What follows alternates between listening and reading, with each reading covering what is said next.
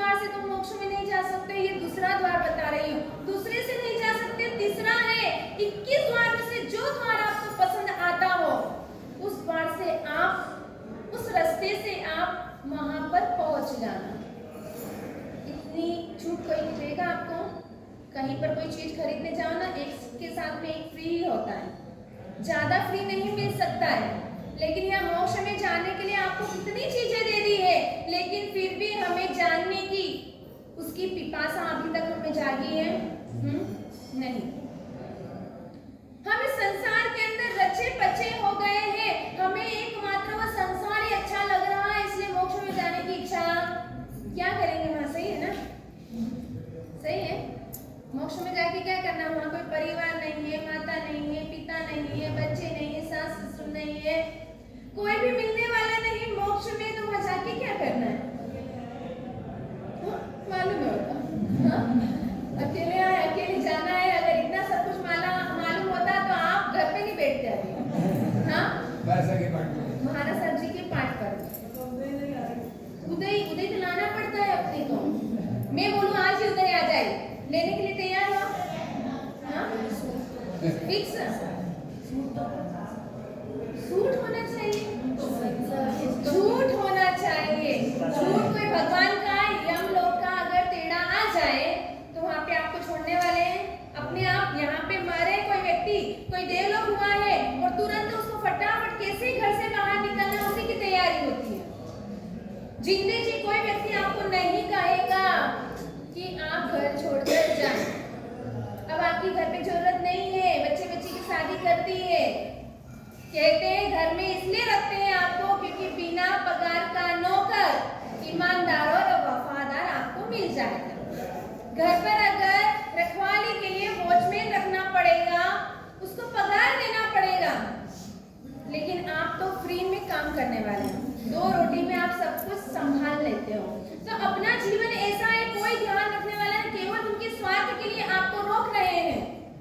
जिसको अगर सच्चा रंग वैराग्य का लग जाए तो वो आगे पीछे वालों की नहीं देखते, केवल अपनी आत्मा की। अरे सब अपने अपने भाग्य के हिसाब से सबको मिलता है, सब अपनी किस्मत को लेकर आए हैं। किसी के जाने से किसी का गुजारा नहीं रुकता है, अपना गुजारा सब अपना निकाल लेते हैं। 2 दिन याद कर लेंगे, 4 दिन याद कर लेंगे, उसके बाद में उनकी रूटीन क्रिया अलग ही हो जाएगी। यहाँ पर एक व्यक्ति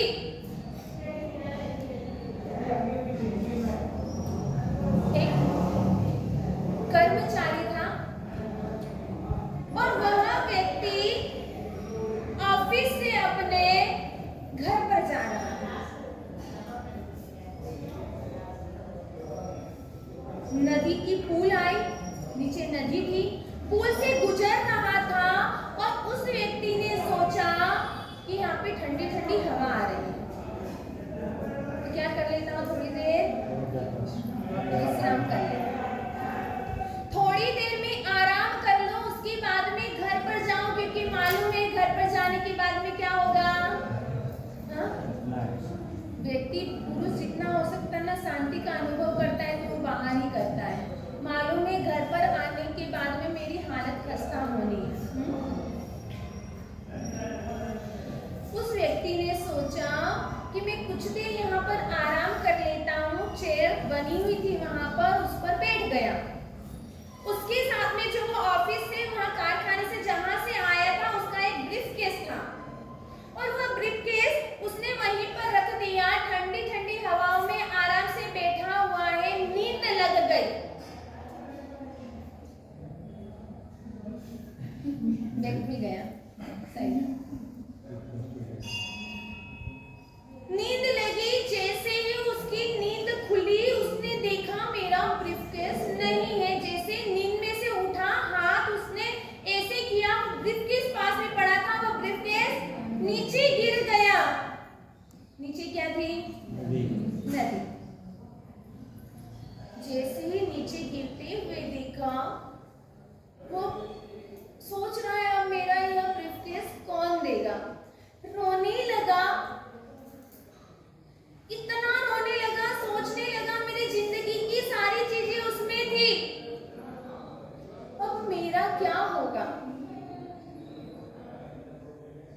जोर जोर से रोने लगा, प्रार्थना करने लगा और उसी वक्त उसकी रुदन को सुनकर जल देवता को दया आ गई और जल देवता क्या हो गए? प्रकट हो गए। जल देवता ने पूछा कि भाई तुझे क्या हो गया? उस व्यक्ति ने रोते हुए कहा कि मेरा ब्रीफकेस नदी में गिर गया, मुझे उस ब्रीफकेस की जरूरत है।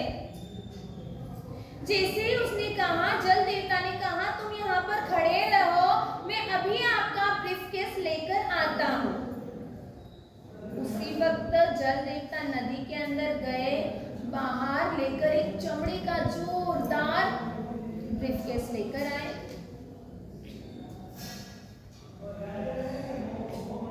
और पूछा कि क्या यह है आपका?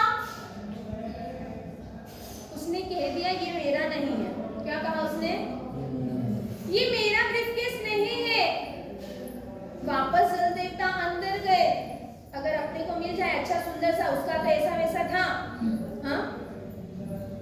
वो वापस जल देवता अंदर गए, वापस दूसरा ब्रीफकेस निकाला और ऐसा अच्छा मजबूत वाला और खोल के दिखाया। उसके अंदर नोटों की गड्डियां थी और बताया क्या यह है आपका ब्रीफकेस?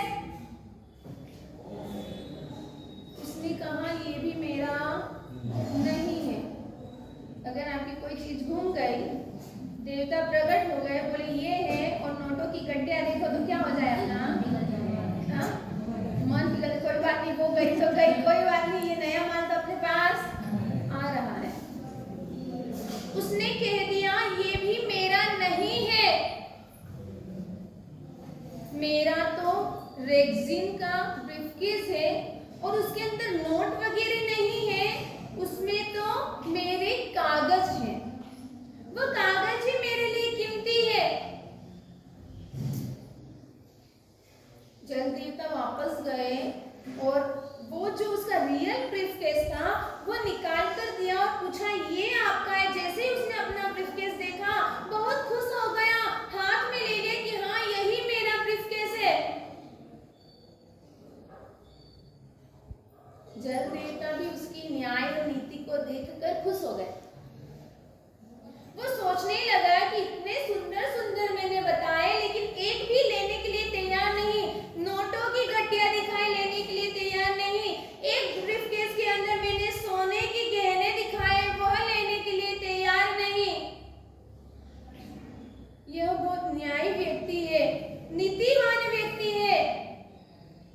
तो वो तो ब्रीफकेस था वह तो दिया, लेकिन खुश होकर क्या कर दिया? वो दोनों भी ब्रीफकेस उसे दे दिया। खुश होकर वह तीनों लेकर जा रहा, अपने घर पहुंचा। घर पहुंचने के बाद में कहते हैं पहले के पुरुष होते थे जो बाहर क्या घटना घटी घर पर आकर नहीं बताते थे, क्योंकि महिलाओं का माइंड इतना ही होता है, क्योंकि छोटा बताया, वो हर चीजें समझने में असमर्थ रहती है और इसीलिए पहले कुछ बताते नहीं कि बाहर का कार्य बाहर और घर का कार्य घर में। और वहां पर वो जैसे ही पुरुष पहुंचा, पत्नी ने पूछ लिया कि आज आप इतने लेट क्यों हो गए? वहां पर तो ड्यूटी लगती सबकी, थोड़ी देर आ गए तो बताना, जल्दी आ गए तो पूछना। हाँ? उस पत्नी ने पूछा कि आज आप जल्दी कैसे आ गए, आज आप लेट कैसे हो गए? तब उसने अपनी पूरी घटना सुनाई कि आज मैं ऑफिस से आ रहा था, मेरे साथ में ये घटना घटी और खुश होकर मुझे वो तीनों ब्रीफकेस दे दिए हैं। अब पत्नी से तो रहा नहीं जा रहा। पत्नी सोच रही मेरे पति देव इतनी कमाई करके आए तो मैं भी कुछ कमाई करके आती हूँ। वह अपने पति देव को पूछने लगी, जिद करने लगी। कहते हैं पुरुषों में क्रोध और महिलाओं में जिद बहुत होती है। वह जिद करने लगी और कहने लगी कि मुझे भी जहां पर गए थे वहां पर लेकर जाओ। उसने मन में विचार कर लिया, ये जो मेरे कंगन है ना, ये जो मेरे कंगन है, सोने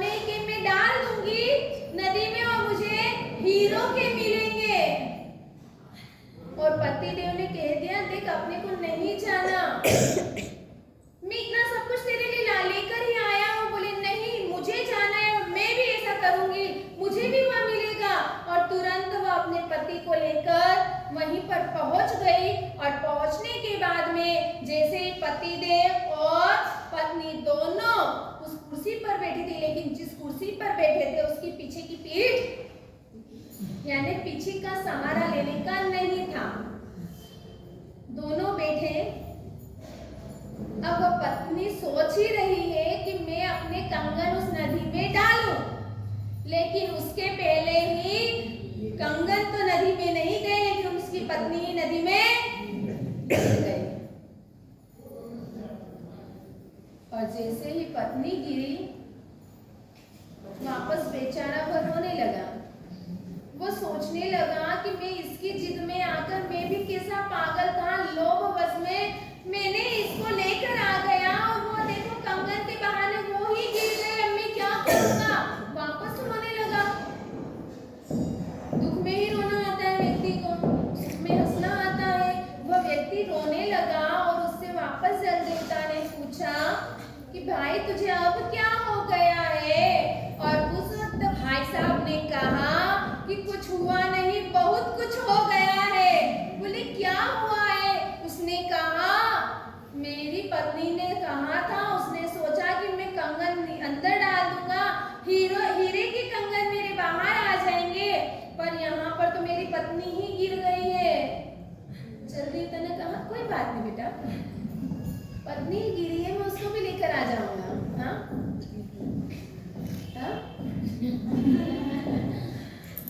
जैसे ही जल देवता अंदर गए और बाहर जैसे ही आए तो जल देवता ऐश्वर्या राय को लेकर, किसको लेकर आए?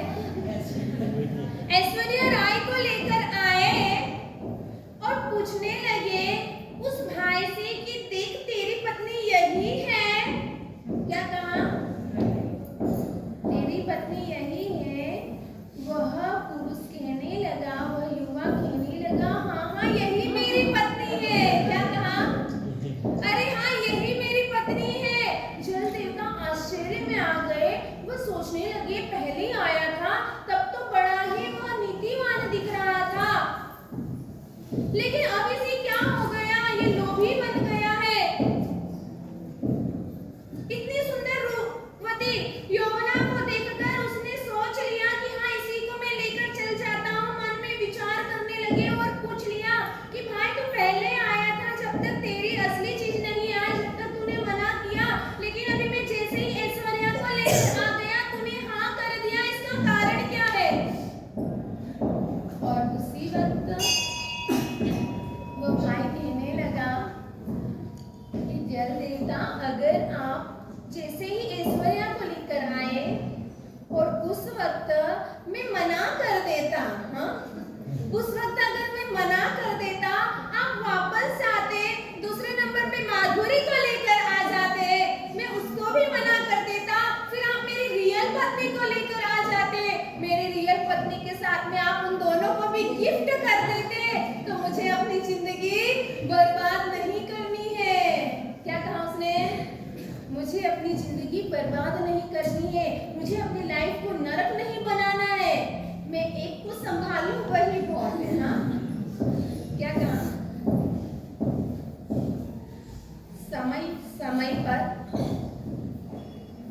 समय पर हमारी जो सोच होती है, विचारधाराएं होती हैं, वह बदलती रहती। किस कारण से?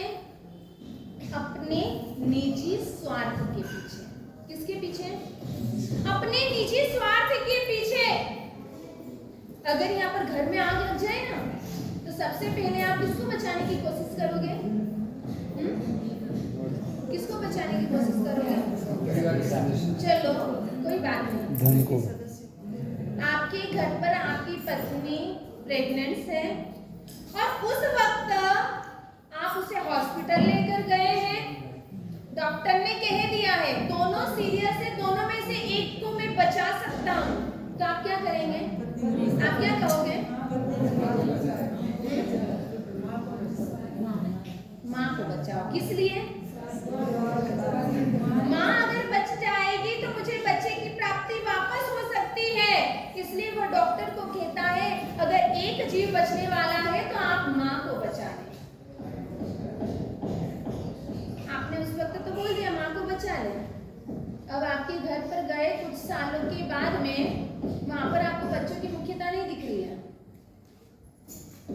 यहाँ पर पत्नी की लग रही है, आपके घर पर गए, घर पर आग लग गई।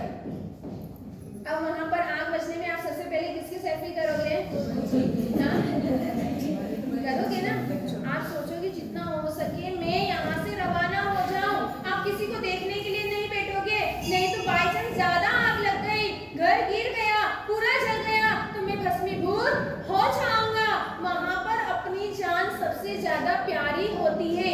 आज अगर आप दुनिया में बैठे हैं, दुनिया का सारा कार्य कर रहे हैं, तो आप किसी के लिए नहीं कर रहे, अपने निजी स्वार्थ के लिए कर रहे हैं। किसके लिए कर रहे हो? आपके पास बहाना है, आपके पास बहाना है कि मैं चला जाऊंगा तो पीछे वाले क्या करेंगे, ये सोचते हो ना। कई बहनें हैं, माँ सब्जी अभी तो मैं नहीं आ सकती हूँ, इनका ध्यान कौन रखेगा? हाँ, अरे इनका ध्यान रखने वाले भगवान बैठे हैं, आप उनका ध्यान नहीं रख सकते हो। सब अपना अपना ध्यान रख सकते हैं और अपने लिए सब समझदार है। क्या कहा है? अपने स्वार्थ के लिए सभी समझदार हैं। अपना ध्यान रखने, एक बच्चा भी हो ना, अपना खुद का ध्यान बच्चा भी रख लेता है।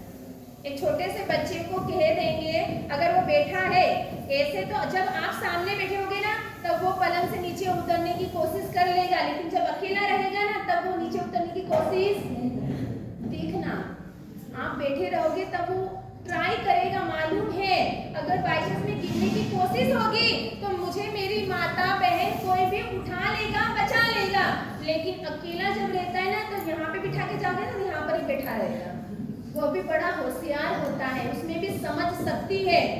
तो हम भी इस संसार के अंदर रह रहे हैं। ये संसार तो माया जाल है, एक चक्रव्यूह की तरह है, और इस चक्रव्यूह में जो जो फंसा है उसकी दुर्गति ही हुई है।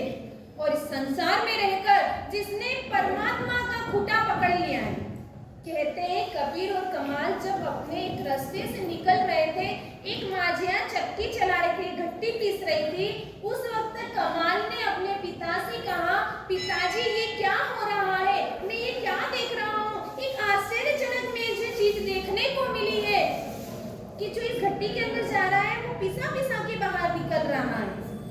तब पिता ने भी क्या कहा, इससे भी आश्चर्यजनक मैं तुझे चीज बताता हूँ। क्या बताया?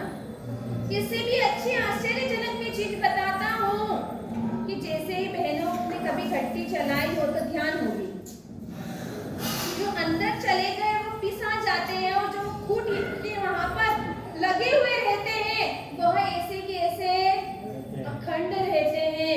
जैसे ही कबीर ने यह कहा, कमाल को भी लगा, तभी यह बात कही कबीर ने कि चक्की फिरती देख कर दिया कबीरा रोय, दो पाटन के बीच में साबुत बचा न कोई, आरे पारे जो फिरे पीस सके न कोई। क्या कहा है? जो आसपास में जो खूंट को पकड़कर जो है उनको कोई भी पीस नहीं सकता है, और जो अंदर नीचे चले गए हैं उसे सभी पीस देते हैं। तो मेरे ज्ञानी भगवंत भी यही समझा रहे हैं कि जो इस संसार रूपी चक्की के अंदर चले गए हैं वह तो इस संसार में पिसा गए हैं, लेकिन मेरी परमात्मा की जिसने खुद पकड़ लिया। अगर आप मेले में जा रहे हो, आपका नन्हा मुन्ना बच्चा आपके साथ में है, अगर आप उसको छुट्टा छोड़ देंगे तो उसके घूमने के चांस हैं, लेकिन आप उसकी उंगली पकड़कर चल रहे हैं तो आप निश्चिंत हो जाएंगे कि मेरा बच्चा मेरे साथ में कहीं घूमेगा नहीं। जिस तरह से आप अपने घर से निकले उसी तरीके से मेले में घूमकर वापस आप अपने स्थान पर आ सकते हैं।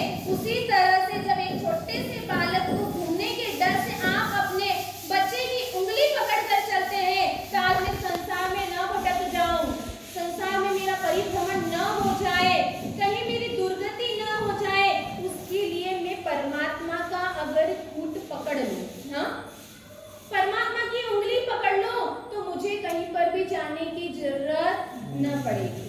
3 प्रकार के भक्त बताएं। कितने प्रकार के? एक होता है भक्त, एक होता है कम भक्त, और तीसरा होता है विभक्त। कौन कौन से होते हैं?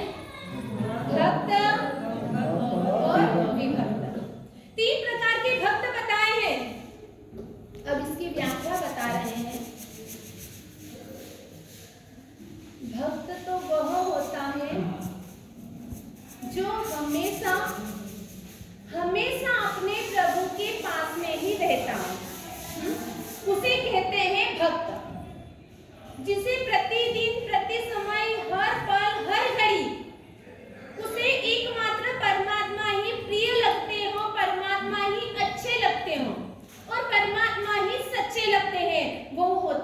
विभक्त।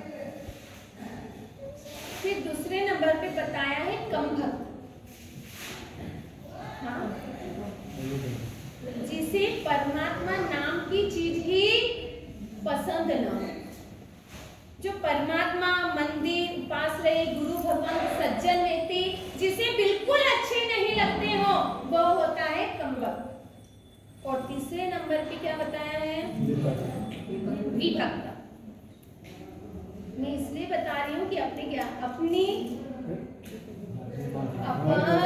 कहाँ पर आते हैं। हाँ, अपनी कैटेगरी, अपनी स्थिति कहाँ पर। तीसरे नंबर पे बताया है विभक्त। विभक्त का मतलब होता है अलग अलग बटा हुआ। विभक्त का मतलब, विभक्त भक्त कैसा होता है तो कहा है जिसे संसार भी अच्छा लगता है और परमात्मा भी अच्छे लगते हैं। विभक्त में आए ना? पक्के? भक्त इधर है यहाँ। और अपन सब विभक्त ऐसा, जिसे संसार भी अच्छा लगता हो, परमात्मा भी अच्छे लगते हैं, पत्नी भी अच्छी लगती है, परमेश्वर भी अच्छा लगते हैं, पैसा भी अच्छा लगता है, सब कुछ अच्छा लगता है। घर में जाओ तो घर के, और भगवान के मंदिर में आओ तो भगवान। मंदिर में आते हैं तो कहते हैं भक्ति करता छूटे हमारा प्राण, प्रभु जी वो मांगो छू। हाँ, और घर पे जाते तो क्या कहते हैं? दिल के झरोखे में तुझको बिठा के, हाँ, पत्नी को खुश करने के लिए हम ऐसा कहते हैं कि घर पे पत्नी खुश, हाँ, तो मैं खुश। मंदिर में परमात्मा खुश तो मेरी आत्मा खुश। हाँ, आप सबको ठगने का ही काम करते हैं ना दिन भर। एक भाई साहब अपनी दुकान पर बैठ के भी राम राम राम राम की माला गिनते हैं। हम भी आपको बोलते हैं कि ऑफिस में हो, कहीं पर भी हो, तो आप जाप करें, आराधना करें, स्वाध्याय करें, अपना टाइम व्यर्थ न गवाएं।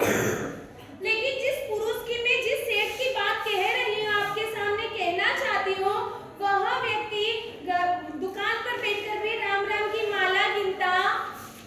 एक बार नारद मुनि ने देखा कि ये सेठ कितना धर्मात्मा है। हाँ, सेठ कितना धर्मी है, दुकान पे बैठे बैठे भी भगवान को याद कर रहा है, राम भगवान को याद कर रहा है, शिव जी को याद कर रहा है, विष्णु जी को याद कर रहा है। एनी टाइम जब देखो, जब इस व्यक्ति के हाथ में माला ही रहती है, बड़ा भक्त है यह। तो इसकी जगह इस धरती पर नहीं है, कहाँ पर है? इसकी तो वैकुंठ में, स्वर्ग में उसकी जगह है। विष्णु जी के पास पहुंच गए हो। कौन? नारद जी विष्णु जी के पास पहुंच गए। कहते हैं पहले दुनिया के अंदर, आजकल तो ये पत्र, टेलीफोन, न्यूज और ये चीजें आ गई है। पहले अगर इधर से उधर समाचार पहुंचाना होता तो वह नारद ही करते थे। हाँ, और आज के समय में और उसके अलावा अगर इसकी बात इससे कहना, उसकी बात उससे कहना तो कौन है? देखो हाथ आगे आगे कर रहे हैं सब। हाँ, आजकल एक सेकेंड में अगर बात पहुंचानी हो तो वो काम किसका है?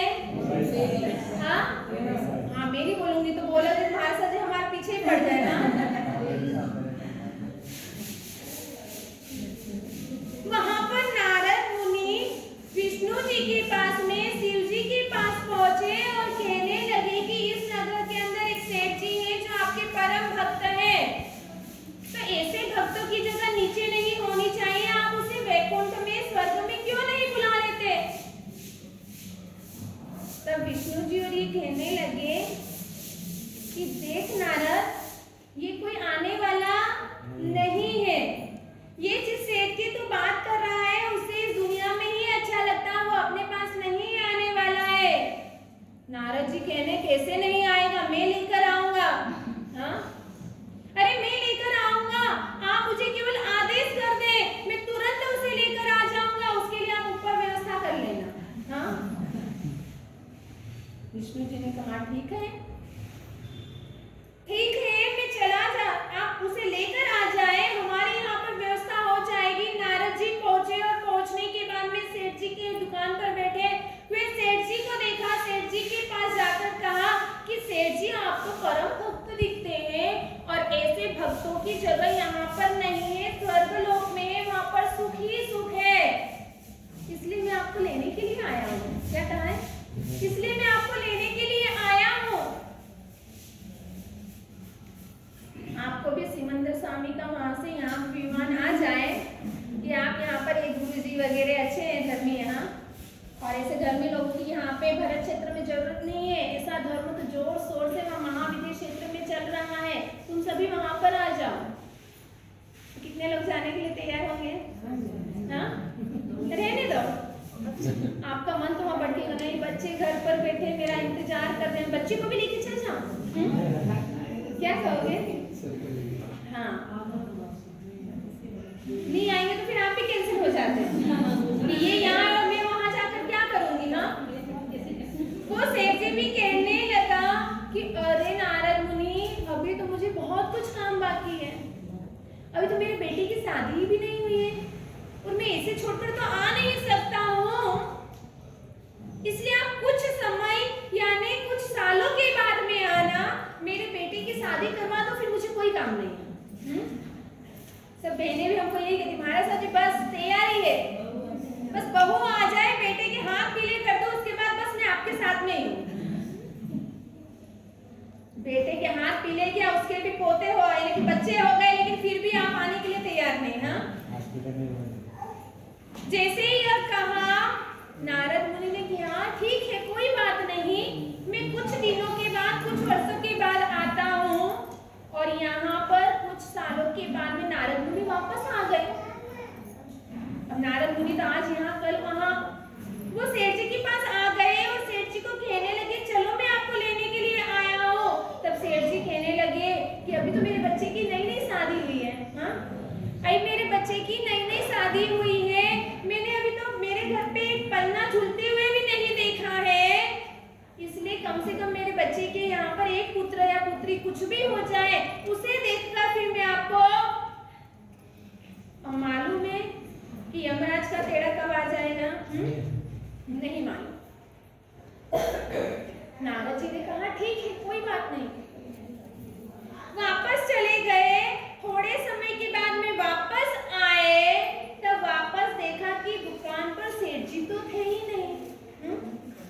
सेठ जी नहीं थे।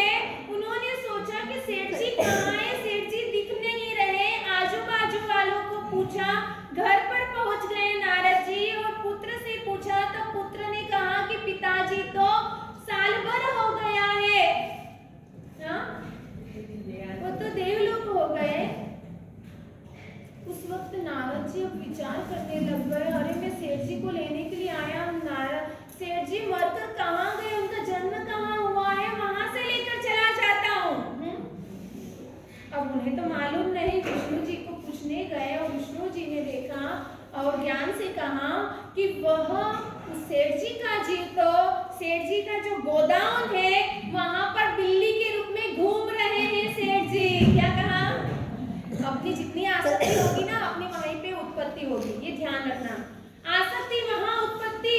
सेठ जी की मन में भले राम राम राम राम चल रहा, लेकिन मन जो है वह मन तो इस संसार में, इस परिवार में ही है।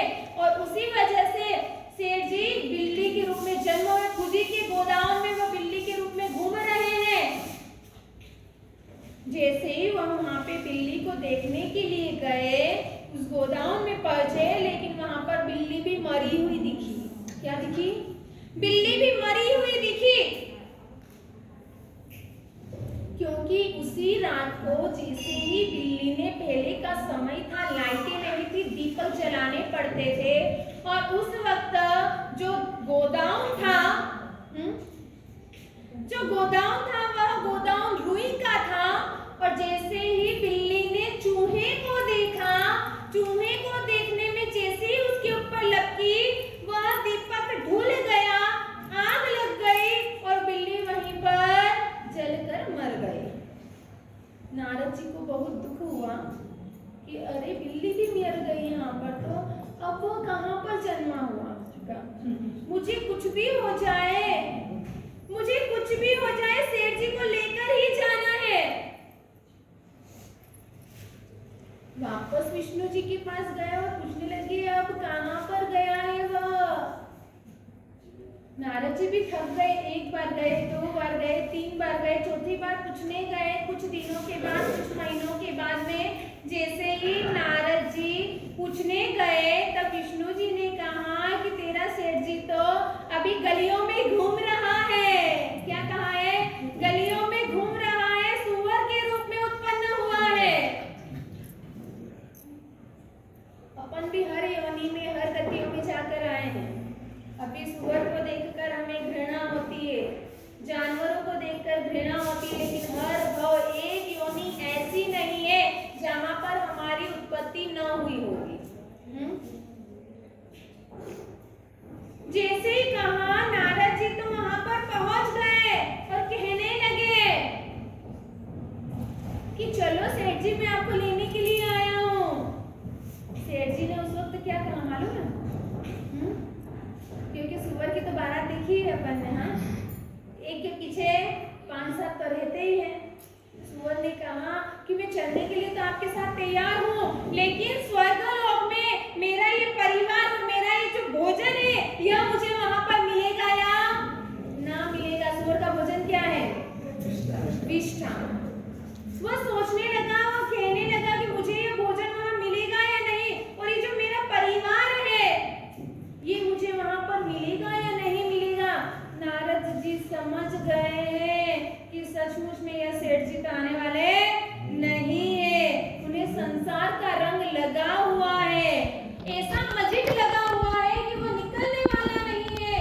सुअर के भाव में भी देवलोक का जो देवता है वह लेने के लिए आ गया है, लेकिन इस विष्ठा को छोड़ने वाला नहीं है।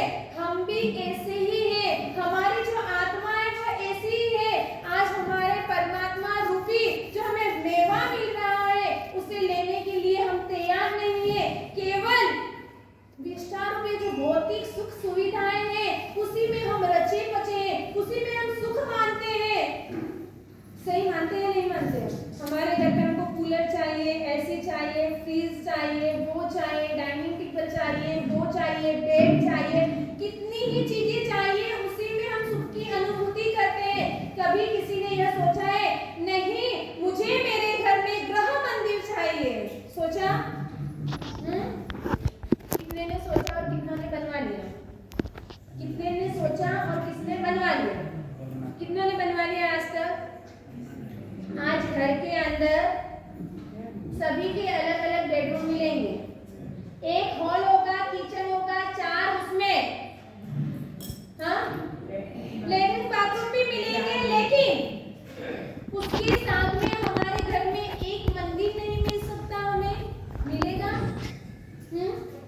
घर पे अपन अपने भगवान को कहाँ विराजमान कर रहे हैं? हाँ, एक आने में। घर मंदिर किसी का भी नहीं मिलेगा। कोई ऐसा भाग्यशाली होगा जो सोचेगा नहीं, मैं अपने लिए इतना बड़ा बंगला बनवा रहा हूँ, क्या मेरे परमात्मा के लिए एक रूम ऐसा नहीं रख सकता हूँ जहाँ पर मैं अपने प्रभु को विराजमान करूँ? घर की सब चीजें A1 नंबर मिलेगी। मेरे भगवान का जो मार्बल जो रहेगा, जो मैं मंदिर बनवा रहा हूँ, वो A1 नंबर होना चाहिए। कभी किसी ने सोचा? मैं मेरे घर पे शादी होती, ब्याह होता, कोई भी अच्छा फंक्शन हो, मेरी बर्थडे पार्टी हो या एनिवर्सरी हो, मैं पार्टी करने जाता हूँ, 5,000, 10,000, 25,000 खर्च करके आता हूँ। मेरे पतिदेव मेरे लिए गिफ्ट में 5 या 50,000 का कुछ लेकर आते हैं। इतना सब कुछ मैं करती हूँ, लेकिन मेरे बर्थडे के लिए, एनिवर्सरी के टाइम पे मैं अपने प्रभु को एक सोने की चेन चढ़ा दूँ या मुकुट चढ़ा दूँ या कुछ भी नई चीजें लेकर आ जाऊँ। कभी अपने मन में यह विचार आया है? नहीं। शादी हो रही, बहू के लिए इतने अच्छे अच्छे गहने लेने जाना है, 4 बार शॉपिंग करने चले जाओगे। बच्चे को आप अगर अच्छी जगह पर गए हैं, वहाँ की मिठाई अच्छी है तो घर के लिए लेके आ जाएंगे, टॉफी बच्चों के लिए लेके आ जाएंगे। मेरे पोते को या मेरी पोती को यह टॉफी पसंद है, वह चीज आप लेकर आ जाएंगे। मेरे परमात्मा को क्या पसंद है या मुझे मेरे परमात्मा के लिए क्या पसंद है, यह आज तक हमने चॉइस किया है? नहीं। अभी तक मेरे परमात्मा मुझसे बहुत दूर है, कोसों दूर है। जिस दिन मैं परमात्मा के नजदीक में चला जाऊंगा, कहते हैं नजदीक में रहे हुए व्यक्तियों की हर चीजें और हर ख्वाहिशें हमें मालूम होती है। आप जिसके नजदीक रहते हैं ना,